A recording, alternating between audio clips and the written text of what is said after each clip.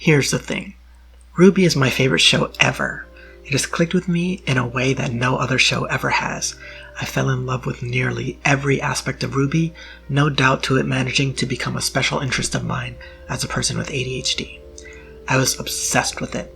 I still am obsessed with it. Everything from even the early animation style to the weapons, semblances, characters, designs, music, and story. RWBY was my everything. It is my everything. It's the show I love the most. But the things we love the most also have the capacity to hurt us the most, because we value them and their opinions beyond measure. We want them to be perfect, beyond reproach, flawless, and always catering to our sensibilities. That isn't fair to the creators, as the story is theirs to tell in the way they choose. However, by definition, shows accrue an audience. There isn't a show without viewers. So even though a show has the right to tell its story the way it wants to, it also has to respect the intelligence of its audience. A lot of showrunners and story writers are of the notion that the highest, most important aspect of a show is to be its unpredictability, to generate controversy and invest in the shock factor to get people to talk about or stay engaged with the show, which is all manners of pathetic, by the way, but we can get into that another time. Let's get into it a little bit right now, actually. If you can't keep people interested in your show without having to pull out plot twists that make no sense, then your show's not worth having. Okay, that's the end of that diatribe. This was seen rather most blatantly with the final season of Game of Thrones, and makes me retroactively glad that I checked out sometime around season 5 or whenever it was that Jon Snow was killed. Not that I particularly care about him. Team Cersei, by the way. The problem, however, is that this line of thinking defies very basic storytelling tenets, such as laying the groundwork for a reveal, or building up to a twist, by foreshadowing it with previous moments or scenes that lay the foundation for said twist. For a twist that appears with no build-up or payoff, that relies solely on being unpredictable and coming out of left field and defying any sense of reasonable expectation, there exists a term: ass pull. Consequently, it's not surprising when an ass-pull plot twist ends up being absolute shit. The reason I mention this is because RWBY, in all its infinite wisdom, engaged in a plot twist that resulted in myself and many other fans feeling cheated, betrayed, disappointed, and hurt. Hurt that our intelligence wasn't respected. That's not to say that we're the smartest people above everybody else, but more to say that we use reasoning, just like everybody else in this fandom, to predict what is going to happen based on prior events and information we know. And then a reveal happens that spits in the face of all of that, and defies literally everything that preceded it, and then expects us to accept what is quite obviously bullshit. It just smacks of disrespect for the fans and our intelligence. The twist in question that I'm talking about, of course, is none other than the reveal of Adam Taurus is true, and I say that lightly and with a heavy asterisk, character.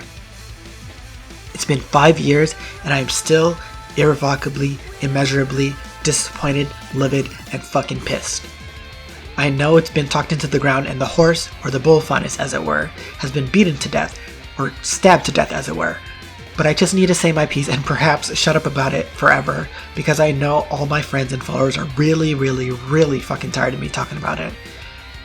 So today, you get to hear it instead. In this video, we are going to be investigating the butchering of Adam Taurus.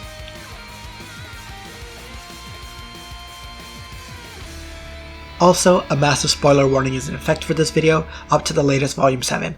If you don't want spoilers, back out of the video now.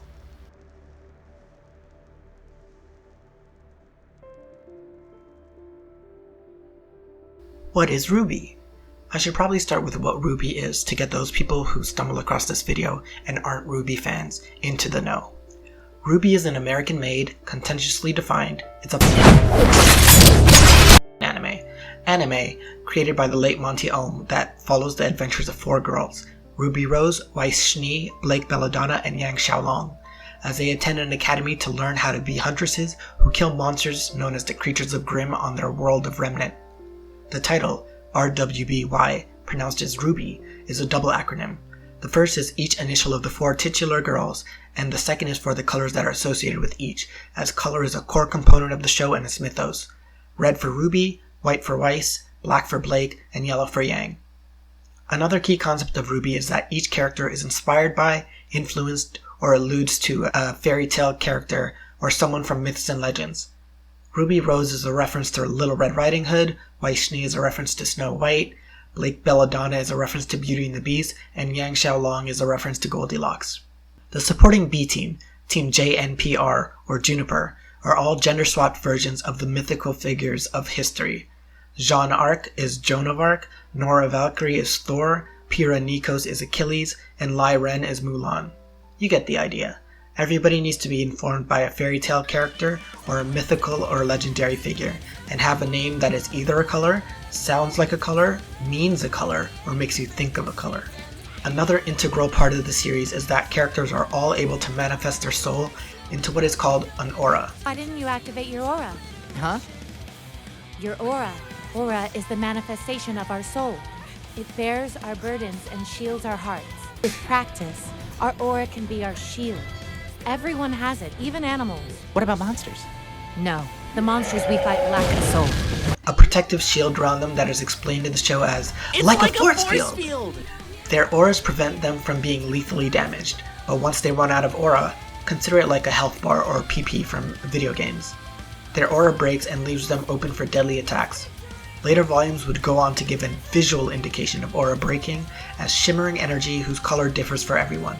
For example, Ruby's aura is red, Weiss's is white, and so on and so on. Additionally, each character has their own unique abilities called a semblance. Think of it in terms of essentially individualized superpowers, though it's contested as to whether the semblance informs the user's personality or if the personality influences the semblance. Semblance? You know, like your very own superpower. Everybody's got one.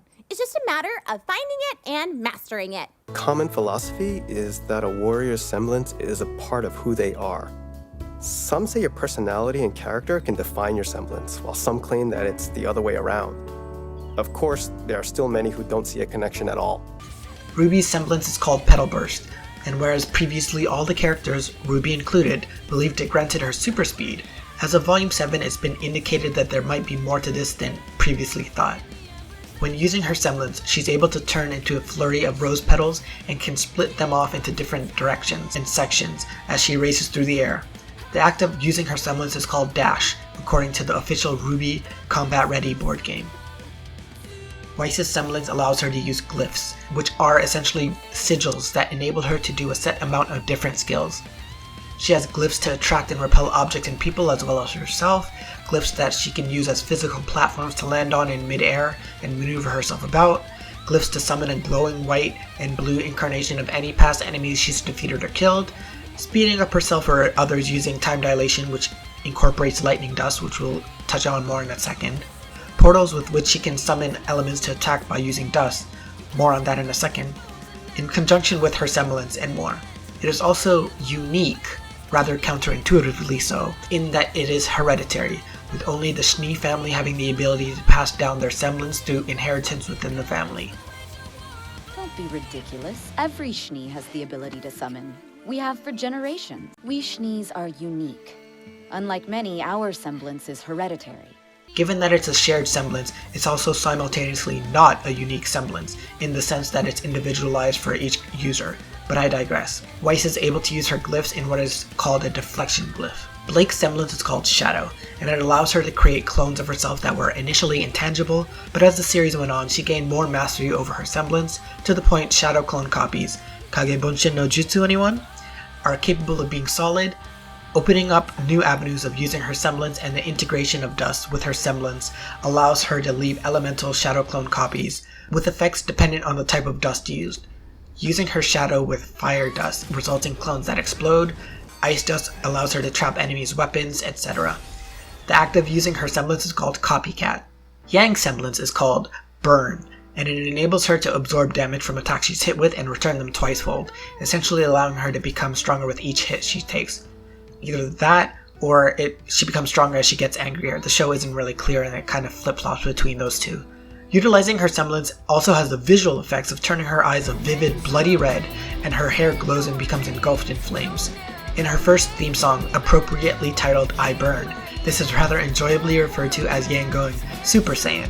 The act of her using her semblance is called Rage. Furthermore, each character has crafted their own unique weapon, all of which have names, and utilize it in their unique fighting styles. RWBY's weapon is Crescent Rose, a scythe that doubles as a customizable high-impact sniper rifle. Whoa! Is that a scythe? It's also a customizable, high-impact sniper rifle. A what? It's also a gun. Oh.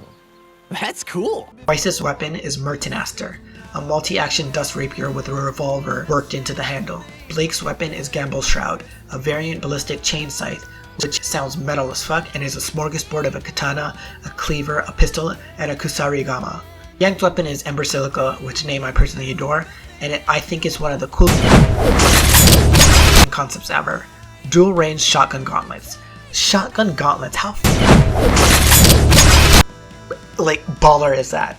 Okay, fanboying moment over. Finally, some last core concepts of the show. 1. Humans live alongside a race of people known as the Faunus, who are humanoid people except they all exhibit some sort of animal trait. Cat ears, a monkey tail, bunny ears, claws, bull horns, wings, etc. 2. Humans oppress and discriminate against the Faunus, treat them as second-class citizens, deprive them of their rights, and a lot of them are enslaved into working in despicable conditions, mining the resource of dust from mines owned by the Schnee Dust Company, which is currently owned by Weiss Schnee's father, Jacques Schnee. 3. Faunus are fighting for their equality. An organization known as the White Fang, devoted to championing Faunus rights, has gone from peacefully requesting them to resorting to more drastic and violent tactics to get the respect and equality they deserve. The White Fang has since been designated a terrorist organization, led by fanatic radicals who are not above harming or killing humans to get their way. 4. Mentioned previously, dust is a natural resource that allows humanity to defend themselves against the creatures of Grimm that otherwise would have hunted and killed them to the point of extinction. Dust can be thought of as crystallized forms of elemental energy, and it comes in a variety of forms and used in a variety of ways. Give me that! This is dust, mined and purified from the Schnee Quarry. What are you, brain dead? Dust, fire, water, lightning, energy! Are you even listening to me? Is any of this sinking in? What do you have to say for yourself?